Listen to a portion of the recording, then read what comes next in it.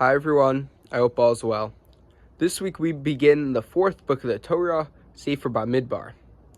Now, there's a big question to ask on this week's Parsha as it lays out the way that the Jewish people assembled the camp in the desert.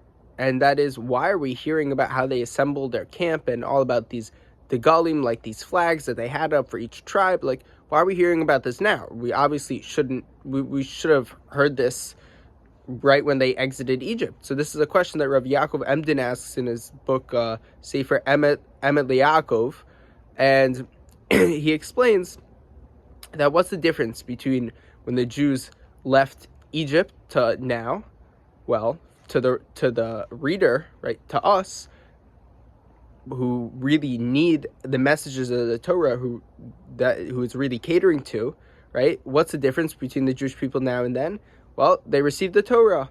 So it really shows us, like, there are all these, in the setup of the camp, right? There's so many individualistic, like, it's almost like color war, if you think about it. This is the way I heard it explained to me. It's almost like color war. You see all these different flags and individual traits to each tribe, and it's like almost like they're competing against each other, and it could really create tension. So it's a little interesting that, like, this individualistic approach is brought out at all in the Torah.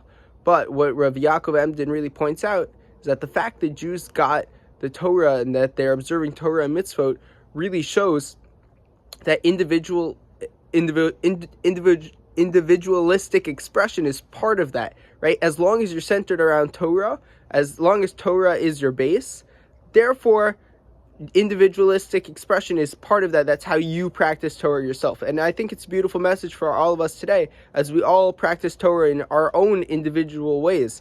And we really see that that's even attributed, that this trait's even attributed to the times all the way, going back all the way to when the Jews were in the desert. So with that, it's pretty late. So I wish you all a Shabbat Shalom and Chag Shavuot Sameach for next week.